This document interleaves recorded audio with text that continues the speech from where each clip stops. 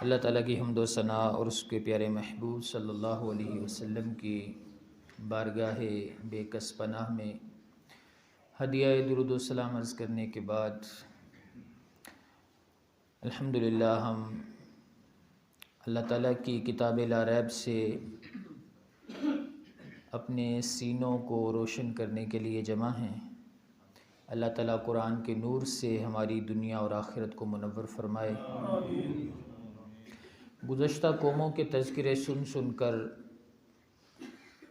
ہم کوشش کر رہے ہیں کہ سامان عبرت حاصل کر سکیں، اپنے اعمال پر نظر ثانی کر سکیں، جن گناہوں کی وجہ سے ان کی پکڑ ہوئی ہم ان سے محفوظ رہ سکیں، اپنی اولادوں کو محفوظ رکھ سکیں۔ اللہ تعالی ہمیں اس کوشش میں کامیابی عطا فرمائے۔ آج ہمارا موضوع ہے واقعہ قوم صالح اور درس قرآن۔ آپ نے جو پہلے دو قوموں کا تذکرہ سنا ہے، قوم نوح اور قوم عاد، ان کے مقابلے میں قوم صالح زیادہ گستاخ، ناشکرے اور اپنے پیغمبر پر ظلم و ستم کرنے والے تھے۔ یہ قوم عاد کے بعد ہوئے اور یہ قوم عاد کے چچا زاد تھے۔ مدت تو یہ نیکی پر مستقیم رہے جب انہوں نے قوم عاد کا انجام دیکھا، لیکن بات وہی ہے، وقت گزرنے کے ساتھ شیطان تھکتا نہیں ہے۔ ہم مطمئن ہو جاتے ہیں، ہم سمجھتے ہیں کہ میں نے بس 30 روزے رکھ لیے، اب میں اگلے سال تک محفوظ ہوں، لیکن شیطان تھکتا نہیں ہے۔ شیطان اپنی پوری کوشش جاری رکھتا ہے اور کہیں نہ کہیں وہ بندے کو آ کر ایسا گرانے کی کوشش کرتا ہے کہ اس بندے کو کچھ سمجھ نہیں آتی کہ میرے ساتھ ہوا کیا ہے۔ قوم عاد کا آپ نے عذاب کل سنا۔ ان لوگوں نے دیکھا ان کے عذاب کو، یعنی ان کے بڑوں نے، لیکن وقت گزرنے کے ساتھ ساتھ پھر وہی بت پرستی، وہی شرک، وہی کفر آہستہ آہستہ شیطان نے ان کے اندر ڈالا، اور ایک وہ وقت آیا، ان کی سرکشی اتنی بڑی، ان کا کفر اتنا پکا ہوا کہ اللہ تعالیٰ نے اپنے پیغمبر اور انتہائی جلیل القدر پیغمبر، انتہائی ذہین، فہم و فراست کے مالک، فراخ دل انسان، غریبوں کے کام آنے والے، بیماروں کی عیادت کرنے والے، بہت شاندار انسان اللہ تعالیٰ نے حضرت صالح کو ان کی طرف مبعوث فرمایا، لیکن یہ انتہا درجے کے گھٹیا لوگ ثابت ہوئے۔ اللہ نے ان کو اتنی نعمتیں دی، ان کی زمینوں میں ایسے باغات اللہ نے اگائے، ایسے میووں کی بہتات، سرسبز و شاداب کھیت کھلیان ان کو عطا فرمائے، اور بہت ساری ان کو اللہ تعالیٰ نے نعمتیں دی، اور ایک خاص وصف جو اللہ نے ان کو دیا، یہ فلک بوز پہاڑوں کے اندر اپنی خاص ہنر مندی اور کاریگری سے ان کو تراش کے محل بنا لیا کرتے تھے۔ ایسا اللہ نے ان کو کمال عطا کیا، سنگلاخ پہاڑوں اور ترچھی چٹانوں کو اس انداز سے تراشتے تھے کہ ایسے لگتا تھا جیسے کسی نے کوٹھی تیار کی ہے، جیسے کسی نے بنگلہ تیار کیا ہے۔ ہوادار، روشن اور بلند و بالا محلات یہ پہاڑوں کو تراش کر بناتے تھے، اور ان کی وہ نشانیاں آج بھی مدائن صالح کے نام سے عرب میں موجود ہیں۔ آج بھی کوئی جائے تو ان کی وہ نشانیاں آج بھی وہ دیکھ سکتا ہے۔ لیکن جب اللہ کے رسول وہاں سے گزرے تھے نا، تبوک جاتے ہوئے، اللہ اکبر، ہم کیا فیل کرتے ہیں، ہم انجوائے محسوس کرتے ہیں ایسی چیزوں کو دیکھ کر، لیکن اللہ کے نبی کی نظر کہیں اور ہوتی ہے۔ صحابہ نے وہاں سے پانی بھرا تھا، ان کنووں سے پانی بھرا، اللہ کے رسول صلی اللہ علیہ وسلم نے فرمایا یہاں سے پانی نہ بھرنا۔ کہا حضور ہم نے تو آٹا بھی گوندھ لیا ہے۔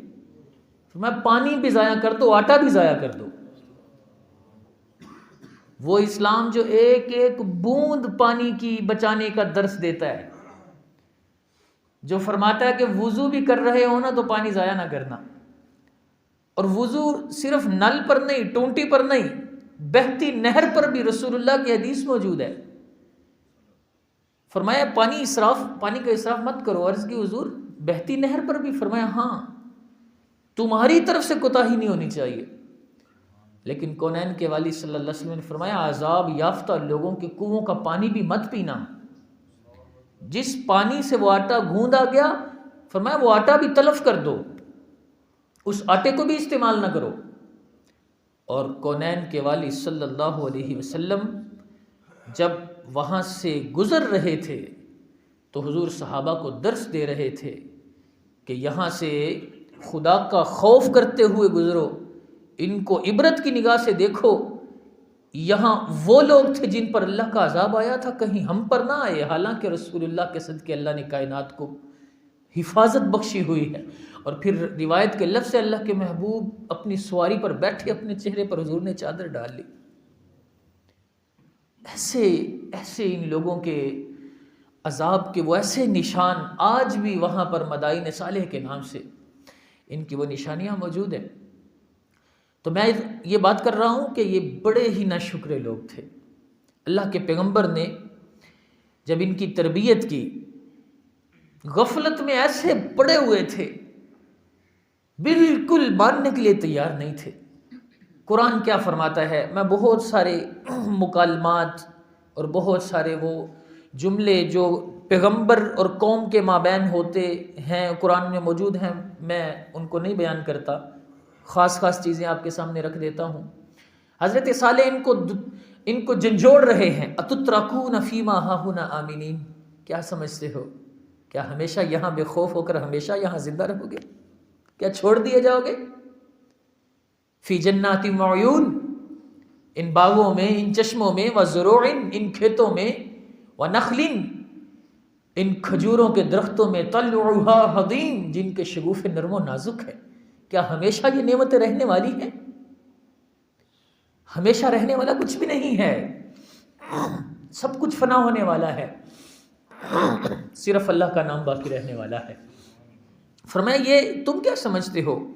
فرمایا تنحتون من الجبال بیوتا فارہین، پہاڑوں سے بڑی مہارت سے تم اپنے گھر بنا لیتے ہو، اپنے محل تراش لیتے ہو۔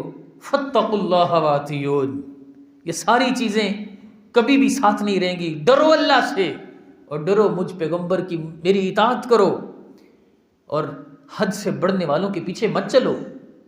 لیکن ان کی دل کی سختی کیسی تھی؟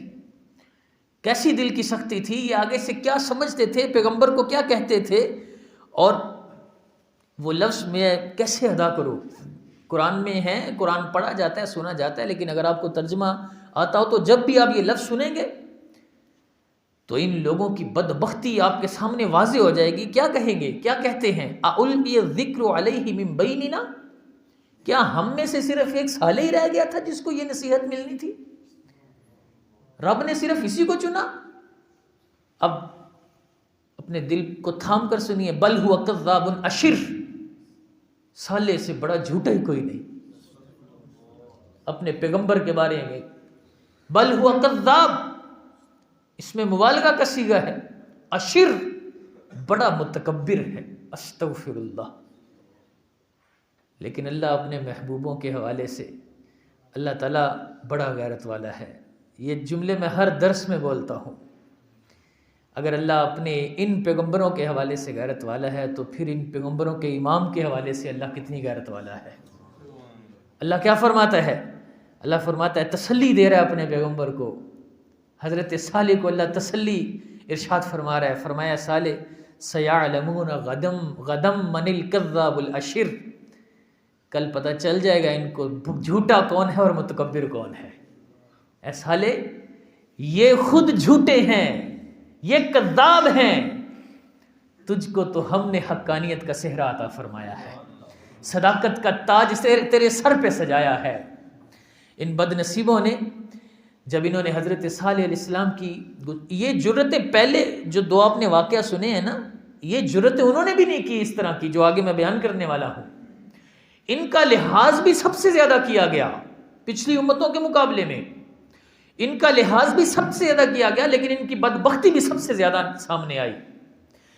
جیسے حضرت آپ نے پچھلے واقعات میں سنا، انبیاء کی توہین کی وجہ سے، حضرت ہود کی توہین کی وجہ سے بارش روک لی گئی۔ ان کے ساتھ جب ان کی قوم نے زیادتی کی، اللہ نے 3 سال بارش نہیں برسائی۔ یہی حال ان کا ہوا، 3 سال بھوکے مرنے لگے۔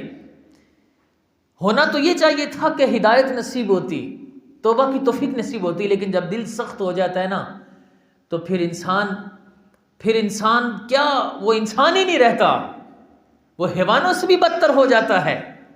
کیا کہتے ہیں؟ قالوا اطیرنا بک وبمن معک، سالے یہ تیری نحوست ہے، یہ تیرے ساتھ جو ایمان لائے ان کی نحوست ہے۔ یہ جو ہم پر بارش نہیں اترتی نا، یار خدا کا شکر ادا کرو۔ خدا کی قسم، ہم ساری زندگی بھی سجدے ادا کرتے نا شکر کے، تو ہم حق نہیں ادا کر سکتے۔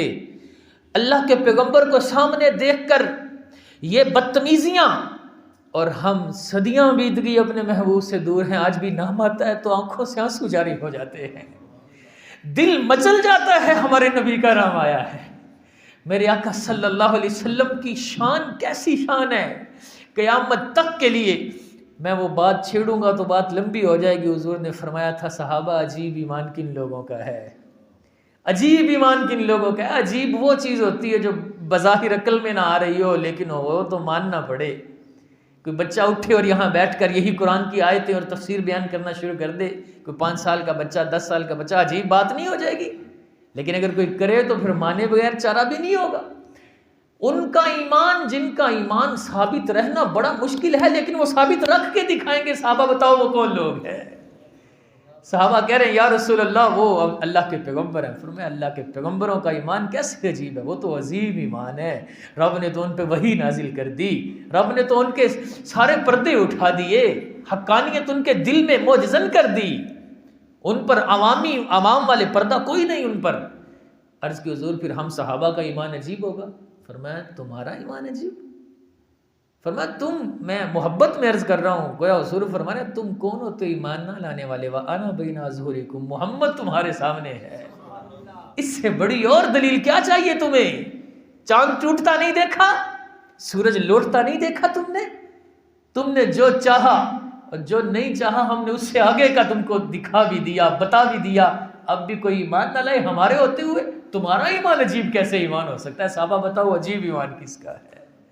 عرض کی حضور پھر آپ ہی ارشاد فرمائیں، آپ بتائیں کس کا ہے؟ فرمایا وہ میرے بعد آئیں گے، ہائے ہائے وہ میرے بعد آئیں گے، انہوں نے مجھے نہیں دیکھا ہوگا، میں مفہوم عرض کر رہا ہوں حدیث کا، وہ یجدون صحفا، ان کے سامنے کتابیں ہوں گی، ان کتابوں کے اندر ہماری باتیں لکھی ہوں گی، کچھ تو پڑھنے والے ہیں اور کچھ سننے والے ہیں۔ حدیث میں تو یہ ہے نا، وہ کتابوں میں جو لکھا ہوا ہے وہ پڑھتے جائیں گے اور وہ ایمان کے جام پیتے جائیں گے۔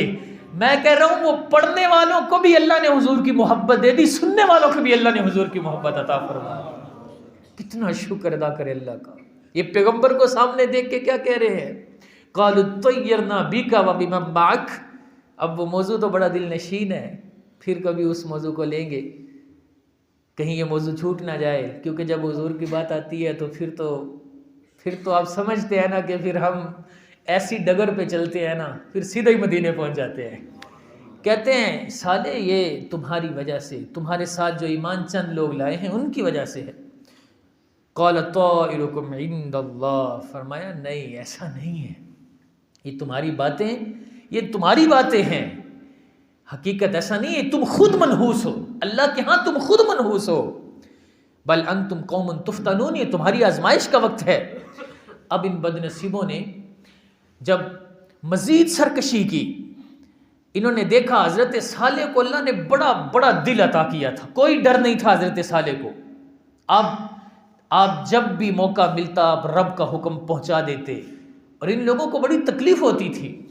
اب انہوں نے جب دیکھا نا کسی طرح بھی صالح ہمارے باز آنے والے نہیں ہیں، وہ رب کا پیغام پہنچاتے ہی رہیں گے، انہوں نے مشورہ کیا آپس میں، یہ پہلے لوگ تھے، یہ پہلی قوم تھی جنہوں نے معجزہ مانگا تھا، انہوں نے کہا کہ صالح سے کوئی معجزہ مانگتے ہیں، معجزہ تو اس نے دکھانا کوئی نہیں، جب معجزہ دکھائے گا نہیں تو آئندہ کے لیے اپنی دعوت تو روکے گا، معاذ اللہ۔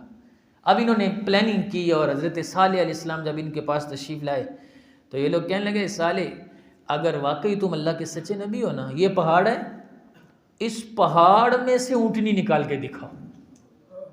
وہ اس کو کوئی جنے نہ، وہ اونٹنی کسی کے ہاں پیدا نہ ہو، کسی اونٹنی کی بچی نہ ہو وہ، اور وہ یہاں سے نکلتے ہی بچہ دے، پہاڑ سے برآمد ہو، حاملہ ہو، اور پہاڑ سے برآمد ہوتے ہی اس کے ہاں بچہ ہو۔ حضرت صالح علیہ السلام نے فرمایا اگر میں دکھا دوں تو پھر ایمان لاؤ گے؟ کہتے ہیں بالکل ایمان لائیں گے۔ حضرت صالح نے 2 رکعت نماز پڑھی، اللہ اکبر، ایک ہماری نمازیں، 2 رکعت نماز پڑھی، اپنے رب کی خدمت میں، اپنے رب کی بارگاہ میں عرض کی مولا یہ سوال آن پڑا ہے۔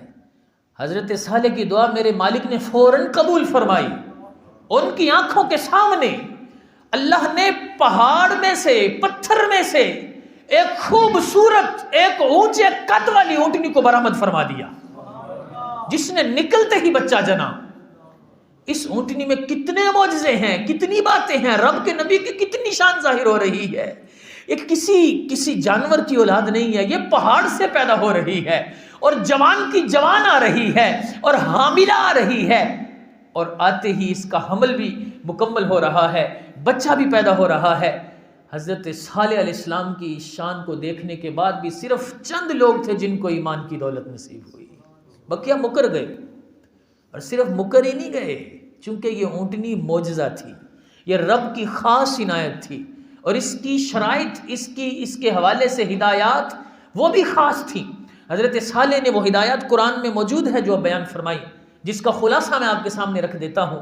فرمایا ایک دن یہ اونٹنی تمہارے کنویں سے پانی پیے گی، ایک دن تم پانی پیو گے، جس دن یہ پیے گی تم نہیں پیو گے۔ یہ رب کا معجزہ تھا کہ وہ اونٹنی سارے قبیلے کا پانی اکیلی پی جاتی تھی۔ فرمایا اس کو اپنی زمینوں سے نہ روکنا، اس کو نہ پتھر مارنا، نہ اس کو تنگ کرنا، نہ اس کو قتل کرنا، یہ رب کی طرف سے نشانی ہے۔ اور کوئی سوچ رہا ہوگا کہ ایک دن کا پانی روک کے تو یہ تو ان پر بڑی زیادتی نہیں ہو گئی؟ سبحان اللہ۔ فرمایا جس دن یہ پانی پیے گی تم نہیں پیو گے، اس دن تم ساری قوم کو اللہ اس کا دودھ عطا فرمائے گا، پانی کے بجائے تم کو دودھ ملے گا۔ لیکن اس کا حق تلف نہ کرنا۔ لیکن خدا جب دین لیتا ہے عقل بھی چھین لیتا ہے۔ ان بد نصیبوں پر ایسی بد نصیبی طاری تھی، ایسی بدبختی طاری تھی، میں مختصر کروں، ان بد نصیبوں نے پلان کیا اس اونٹنی کو قتل کرنے کا۔ کیوں؟ کیونکہ وہ جناب صالح کی سچائی کی دلیل تھی، جناب صالح کی سچائی کی دلیل برداشت نہیں تھی ان کو۔ ایسے بد نصیب لوگ اس دنیا سے ہو گزرے ہیں۔ حضرت صالح علیہ السلام کی سچائی کی دلیل تھی وہ اونٹنی۔ اور بھی وجوہات لکھی ہیں اس اونٹنی کے حوالے سے جو ان کو تکلیف تھی، وہ وجوہات یہ ہیں کہ وہ اس کی جو شرائط تھی وہ پوری نہیں رکھ پاتے تھے، ان کی طبیعت منچلی طبیعت تھی، ان کے لیے پابندیوں میں رہنا ان کے لیے آسان نہیں تھا۔ اور پھر قرآن فرماتا ہے ان میں سے 2 بندے تھے جو مین کردار تھے اس کا، اور 7 بندے ان کے ساتھ اور ملے اونٹنی کو قتل کرنے کے لیے، اور قرآن نے ان کا ذکر کیا، 9 رہط فی المدینہ، 9 رہط فی المدینہ۔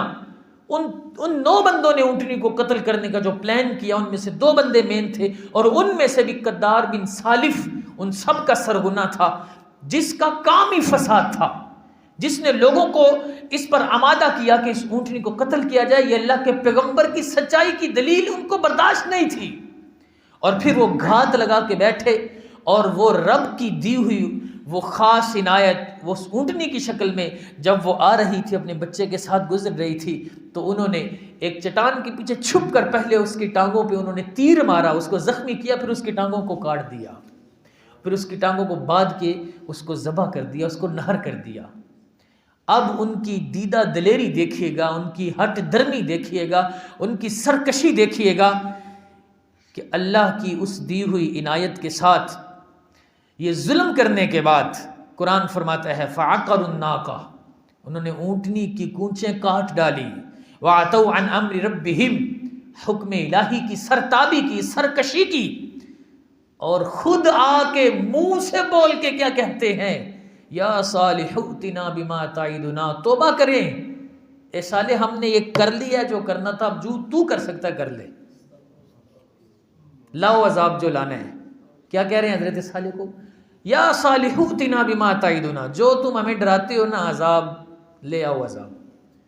یعنی ایک تو چوری، اوپر سے سینہ زوری، رب کی طرف سے اس ایک خاص عنایت کا انہوں نے کس انداز سے اس کی توہین کی، بے حرمتی کی، اور پھر اوپر اس کے اوپر وہ ہٹ دروی کیسے کر رہے ہیں۔ کہتے ہیں اگر تم رسولوں میں سے ہو، عذاب لا کے دکھاؤ۔ رب بڑا غیرت والا ہے۔ اب حضرت صالح علیہ السلام کے دل پہ کیا تکلیف گزری، کس کرب کا آپ کو سامنا کرنا پڑا، کس شدت کا آپ کو سامنا کرنا پڑا۔ قرآن فرماتا ہے، آپ نے فرمایا تمتعوا فی دارکم ثلاثۃ ایام، جاؤ 3 دن ہیں، جو کرنا ہے کر لو، 3 دن کی زندگی ہے تمہارے پاس۔ ان بد نصیبوں کو بجائے اس کے کہ ہدایت کی توفیق نصیب ہوتی، توبہ کی توفیق نصیب ہوتی، اب انہوں نے پلاننگ کی کہ آج کی شب صالح کا بھی کام تمام کرنا ہے۔ ان بد نصیبوں نے یہ پلاننگ کی کہ آج کی شب صالح کا بھی کام تمام کرنا ہے۔ معاذ اللہ، حضرت صالح کو شہید کرنے کی پلاننگ کی ان 9 لوگوں نے۔ اونٹنی کو تو قتل کرنے میں مین 2 تھے نا، لیکن یہاں 9 لوگ مل کر اکٹھے جا کر حضرت صالح کے گھر پر شب خون مارنے گئے۔ روایت میں آتا ہے اللہ تعالیٰ نے فرشتے مقرر کیے صالح کے گھر کی حفاظت کے لیے، اور ان فرشتوں نے ان بد نصیبوں کو ایسے پتھر مارے کہ موقع پر ہلاک کر دیا۔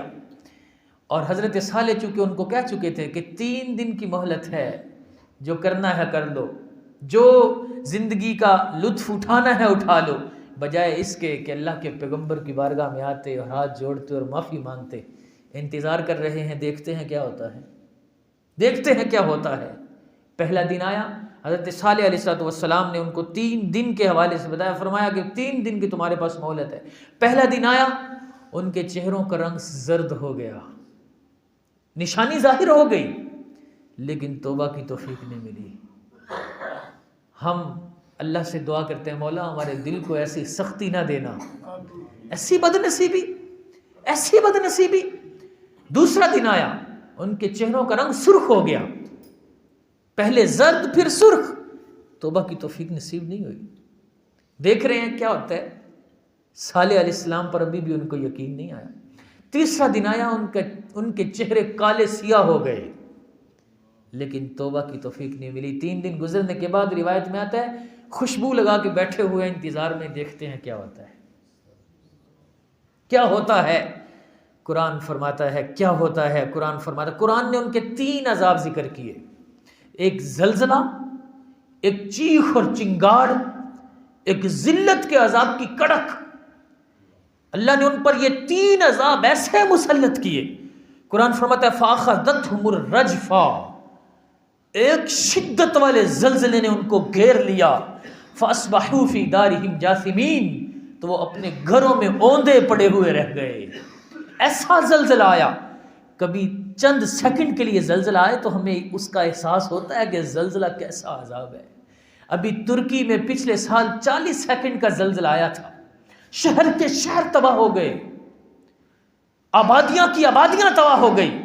قرآن فرماتا ہے وَأَخَذَ الَّذِينَ ظَلَمُوا الصَّيْحَةُ، ان ظالموں کو ایک سخت چنگاڑ نے پکڑا۔ فَأَصْبَحُوا فِي دِيَارِهِمْ جَاثِمِينَ، اور وہ اپنے گھروں میں اوندے پڑے ہوئے رہ گئے۔ كَأَن لَّمْ يَغْنَوْا فِيهَا، گویا کبھی ان میں بسے ہی نہیں تھے، گویا ان میں کبھی بسے ہی نہیں تھے۔ ارے کس چیز پر مان، کس چیز کا گمان، کس چیز پر گھمنڈ؟ اس قادر مطلق کی لاٹھی بڑی بے آواز ہے۔ کبھی بھی یہ مت سوچنا کہ میں اس چیز کے ذریعے بچ جاؤں گا، میں اس چیز، اتنے طاقتور پہاڑوں کے سینے چیرنے والے، پہلو بدلنے کی بھی مہلت نہیں ملی۔ كَأَن لَّمْ يَغْنَوْا فِيهَا أَلَا إِنَّ ثَمُودًا كَفَرُوا أَلَا إِنَّ ثَمُودَ كَفَرُوا رَبَّهُمْ، آگاہ رہو، سمود نے اپنے رب کا کفر کیا، اپنے رب سے کفر کیا، لا بعد لسمود، دور ہو سمود، یہ قرآن فرما رہا ہے۔ اور تیسرا عذاب فرمایا فَأَخَذَتْهُمْ صَاعِقَةُ الْعَذَابِ الْهُونِ بِمَا كَانُوا يَكْسِبُونَ، دردناک عذاب کی کڑک نے ان کو ایسا پکڑا، یہ بدلہ تھا ان کی کرتوتوں کا۔ حضرت صالح علیہ السلام عذاب آنے سے پہلے اپنے جو چند لوگ تھے ایمان لانے والے، ان کو لے کر جنگل میں نکل گئے، رب نے ان کو اپنی رحمت سے محفوظ فرمایا۔ اور پھر جب صالح واپس آئے، ان کے پاس سے گزرے تو افسوس کے ساتھ کہا، قرآن فرماتا ہے فَتَوَلَّ عَنْهُمْ، جب صالح پلٹ رہے تھے تو کہہ رہے تھے یا قوم لقد ابلغتکم رسالۃ ربی، اے میری قوم میں نے تو رب کا پیغام بہت پہنچایا، لیکن تم ہی ایسے نہیں تھے کہ نصیحت کو قبول کرتے، نصیحت کرنے والوں کو قبول کرتے۔ کونین کے والی صلی اللہ علیہ وسلم جب وہاں سے گزرے، کس کیفیت میں گزرے؟ فرمایا ان مکانات میں روتے ہوئے داخل ہونا، ان مکانات میں روتے ہوئے داخل ہونا، کہیں تم پر بھی وہ عذاب نہ آئے۔ میرے آقا صلی اللہ علیہ وسلم کا صدقہ ہے، رب ہمیں الحمدللہ اپنی رحمت کی چادر میں چھپایا ہوا ہے اس مالک نے۔ ہمیں حضور سے ایسا جڑ جانا چاہیے۔ اللہ کی لاٹھی بڑی بے آواز ہے، لیکن ہمیں الحمدللہ حضور کے صدقے میں اللہ نے بہت عافیت میں رکھا ہوا ہے۔ لَقَدْ كَانَ فِي قَصَصِهِمْ عِبْرَةٌ لِأُولِي الْأَلْبَابِ، ان قصوں میں نصیحت ہے، عبرت ہے عقل والوں کے لیے۔ اللہ ہم سب کو نصیحت حاصل کرنے کی توفیق عطا فرمائے، عبرت حاصل کرنے کی توفیق عطا فرمائے۔ اللہ نور قرآن سے ہمارے سینوں کو منور فرمائے۔ یہ دیکھو یہ قرآن ہے، ہم کھول کر بھی نہیں پڑھتے، اگر ہم پڑھنے والے ہوتے، یہ سن کر دل پر چوٹ لگتی کہ نہیں لگتی؟ میں آپ کو ایک دفعہ پھر عرض کروں گا، قرآن پڑھا بھی کریں، ممکن ہو ترجمے کے ساتھ پڑھیں، تفسیر کے ساتھ پڑھیں۔ آپ کے موبائل میں ہم آپ کو اپلیکیشن کر دیتے ہیں صراط الجنان، آسان تفسیر، آپ اپنے بچوں کو پڑھائیں، حافظ بنائیں، عالم بنائیں۔ یہ نہیں سوچیں کہ بہت اندھیرا ہے، بہت اندھیرا ہے، کوئی بھی اگر چراغ نہیں جلائے گا تو اندھیرا بڑھتا جائے گا۔ دیے سے دیا تم جلاتے جلو، جو سیکھا ہے اس کو سکھاتے چلو۔